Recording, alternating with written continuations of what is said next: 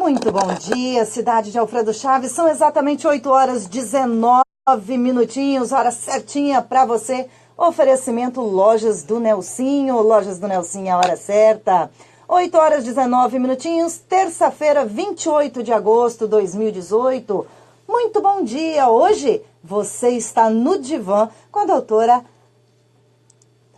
Thaís, fugiu o nome, doutora Thaís Serafim, que é especialista em psicanálise infantil. Bom dia, doutora. Bom dia, Josi. Bom dia, Alfredo Chaves. É muito bom estar aqui hoje trazendo um assunto muito especial, né? Que é a análise com as crianças. Estávamos ansiosos, doutora Thaís. Doutora Regina também presente aqui no estúdio. Bom dia, Regina. Pensou que ia ficar quietinha? Que isso, obrigada. Agradeço pela oportunidade de estar aqui participando com vocês. Um abraço para aquela ouvinte especial que está lá nos ouvindo, né? Dona Dirce, que aniversariou aí essa semana, né? É verdade, essa é minha mamãe. Forte abraço a ela. Mas voltando ao nosso assunto, doutora, estávamos ansiosos, né?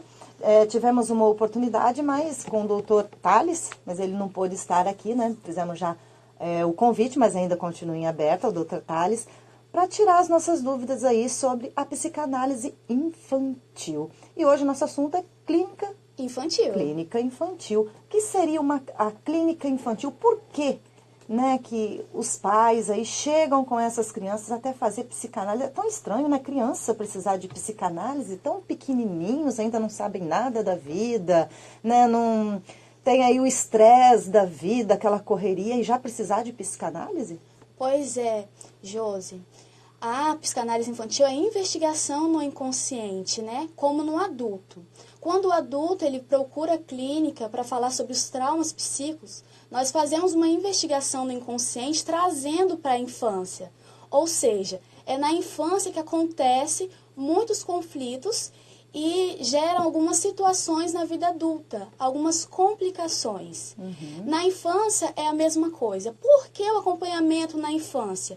Para evitar que cresça um adulto frustrado, um adulto com muitos conflitos, com ansiedade, né? A gente tem o famoso complexo de Édipo. Acho que o doutor Aloysio, ele já falou o que é o complexo de Édipo aqui. É quando a filha se apaixona pelo pai e ela vai procurar esse pai lá fora. Então, se o pai é uma pessoa alcoólatra, uma pessoa que bate, futuramente essa filha vai procurar quem? Esse pai lá fora. Então, o seu marido vai ser aquele que bate, vai ser aquele que desrespeita. E ela faz isso inconsciente. E quando a mãe leva essa criança já para a clínica infantil, nós evitamos que isso aconteça, porque nós ressignificamos esse pai. Existem muitas dúvidas sobre como tratar a criança na clínica, né? Porque, às vezes, ela é muito pequena, né? Não sabe falar direito, algumas palavras e é difícil acessar o inconsciente da criança, até porque ela está vivendo a infância. O adulto a gente traz para a infância e a criança ela ainda está vivendo a infância. Já é possível, doutora, uma criança que ainda não fale, né? Vamos dizer, na idade de 1 aninho, que a criança ainda são algumas palavrinhas, o pai e a mãe já pode observar ali alguns traços nessa criança que possa demonstrar que ela venha a ter, né, algum incômodo aí na vida adulta? Bom, é nessas fases que a criança está em mudança, né? Eu trabalho com criança a partir dos 4 anos de idade. Porque aí ela já está começando a se expressar, começando as primeiras palavrinhas. E como nós trabalhamos com as crianças na clínica? Através da brincadeira, através do desenho. Então, a criança, ela vai para o consultório analítico, às vezes ela não fala. Então, quando ela desenha e a gente começa a interrogar sobre que tipo de desenho ela está fazendo, a gente começa a obter respostas. Tenho pacientes que, quando eu peço para desenhar a família, né, e tem uma vida frustrada com o pai, ou às vezes não tem pai, ela desenha o pai. E desenha o pai mais escuro, desenha o pai, às vezes com imagem de monstro, e a gente começa a perceber que o conflito da criança é ali, a falta da afetividade. Josa, tem uma criança que eu estou atendendo, ela tem 12 anos e ainda é criança, né? Só que ela é madura demais. A gente conversa com ela, ela parece ter uns 30 anos. Essa menina, ela tem um acompanhamento comigo já tem 6 meses. e ela não consegue socializar na escola. Ela não consegue fazer amigos e toda semana está com uma doença diferente. A gente fala sobre a psicossomatização, que é o quê? Doenças, né, no nosso corpo físico, que é causado pelo nosso emocional. E às vezes nossas crianças apresentam tantas doenças e sem explicação. Porque você vai no médico, faz um exame de sangue, faz um exame cardíaco e isso não aparece nada. Então isso está ligado o quê? Ao emocional. Com essa menina foi a mesma coisa. Ela tem 12 anos e 11 anos que não vê a mãe. A mãe ela foi morar em outro estado, ela mora na Amazonas. E ela tem um diálogo com a mãe diariamente, por telefone. Só que essa mãe deixou ela, era a única filha dela, e foi casar, e foi para outro estado. Chegando no outro estado, a mãe dela cuida de 4 crianças que não é filha dela, que é filha do padrasto. Portanto, essa menina se sente rejeitada. Então, quando ela vai para a escola e ela não consegue fazer amizade, é porque ela está projetando a mãe dela nas outras crianças. Ou seja, quando ela olha para outra pessoa, a única imagem que ela tem, inconscientemente, é da mãe. Então, ela tem medo de fazer amizade porque, futuramente, essa mãe, essa amiga, vai abandonar ela. Então, às vezes, nossos filhos apresentam dificuldade na escola que está relacionado em casa. Então, é muito importante que os pais tenham esse olhar crítico e saber se tem um conflito hoje, ou seja, uma separação, né? Problemas que os pais usam droga e as crianças estão ali e observam. Porque a criança dentro de casa, né, doutora Regina, é como se fosse uma esponja. Então, ela absorve tudo que está ao seu redor. Então, um conflito do pai, se ela vê a mãe chorar, ela fica angustiada também, porque ela participa daquela situação. E nós, pais, não temos esse olhar atento às vezes. Por isso, às vezes, nossos filhos ficam quietinhos no canto, né? E a gente não tem uma explicação por que o meu filho age dessa maneira. Outro ponto também interessante observar as nossas crianças é a agressividade. Porque muitas mães falam assim, olha, principalmente na escola, o meu filho em casa, ele não faz isso. E quando chega na escola, ele bate no colega. Ele morde o colega. E para a mãe e para o pai, é constrangedor um professor chegar e falar do seu filho. Olha, o seu filho está agindo dessa maneira inadequada na escola. Mas em casa ele não faz isso. E em casa ele não faz isso. Então a mãe não sabe aonde está errando. Não, porque eu educo ele direito.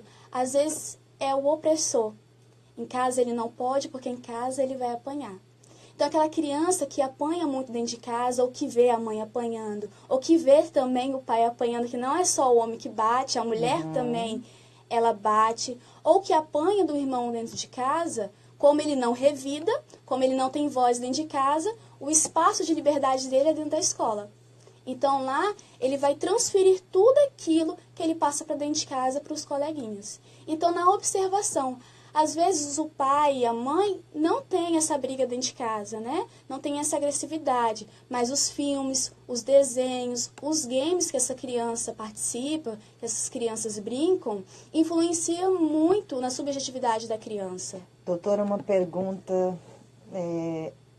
Essa tal de internet que invadiu aí, roubou a infância das nossas crianças. Eu digo que roubou, porque hoje você não vê criança na rua soltando uma pipa, comúnmente jogando bolinha de gude, né? Aquelas brincadeiras de antigamente. Você não vê mais. Você não vê uma criança brincando. E sim, dentro de casa, não só as crianças como os pais. Às vezes você chega numa casa, tá lá a criança, sim, o pai, né? Todo mundo aí no seu telefone, né? Na internet. Isso traz prejuízo para a criança, dependendo se os pais não tiverem controle, e não tem. Né? Porque geralmente, enquanto a criança chorou ou está fazendo uma pirracinha, toma, entrega o telefone, vai para lá e tudo se resolve. Mesmo. Exatamente, é desse jeito. Mas eu falo, depende. Porque os pais, eles precisam fazer essa investigação aonde o seu filho está navegando na internet. Né? Como hoje os pais não têm muito tempo para estar com os filhos, porque muitos trabalham. Então, o tempo livre que tem com os filhos, eles vão lá, ligam a televisão, colocam um desenho, desde muito pequena, a criança já está acostumada a ficar em frente à televisão, né? Assistindo desenho, dançando ou até com videogame. Isso sim pode influenciar muito na construção dessa criança. Porque o olhar atento dos pais, ele pode inibir que essa criança venha ter algum trauma daquilo, que aquilo ali possa atrapalhar, né, na formação dessa criança. Mas sim, a internet hoje, ela é um vilão e ela também salva muitas vidas dos pais. Mas é o olhar atento. Aonde meu filho está entrando, né? Que site meu filho está entrando? Porque hoje você coloca um celular na mão de uma criança de 5 anos, ela sabe navegar na internet muito mais do que a gente hoje. Então, existem alguns tipos de site que os pais eles podem estar bloqueando para o filho não ter acesso. Porque a sexualidade da criança, a Luísa já falou aqui, sobre as fases da sexualidade. Então, com 5 anos, a criança ela está começando a se descobrir. Então, às vezes, o pai olha assim, olha, minha filha está se tocando dentro de casa. Ela foi abusada, né? Ela está vendo um programa onde mostra o sexo para ela. E às vezes não. Às vezes a criança está se descobrindo. É nessa fase que a criança começa a observar, né, o seu corpo. Ela sabe aonde ela sente prazer. Então é a curiosidade, não tem malícia. Mas a partir do momento que meu filho ele é exposto a sites aonde mostra o sexo depravado, ou até mesmo dorme com os pais, né? Porque criança é esperta. Às vezes você acha que seu filho está dormindo, você coloca ele para dormir na mesma cama que você fala, vai dormir, meu filho. E ele está ali com o olhinho aberto, então você vai ter a relação ali com o seu marido e ele está observando. Então, como ele vê essa visão do amor? Ele sabe que o pai e a mãe amam. Mas quando os dois estão fazendo sexo, a mãe ela está ali, né, tendo prazer, então, consequentemente, ela vai gemer. Então, na cabeça daquela criança, o amor é quando a pessoa geme de dor, sofre. Então, essa criança ela vai se tornar masoquista ou até sadista, porque vê o pai batendo na mãe, né, na hora do ato sexual, e aquilo ali para ela é a visão do amor. Então, quando essa criança ela vai para fora, ela vai mostrar tudo aquilo que ela vivenciou. Então, a internet, ela é boa, alguns pontos, porque a gente tem muitos sites educativos, né? Nós temos muitos jogos que hoje traz uma visão até para a escola muito favorável, né? Que a gente tem sites onde a criança aprende a ler, a gente tem muita informação ilustrativa, e isso é bom para gerar um conhecimento para a criança. Mas, por outro lado, é um perigo, porque a gente não sabe aonde nosso filho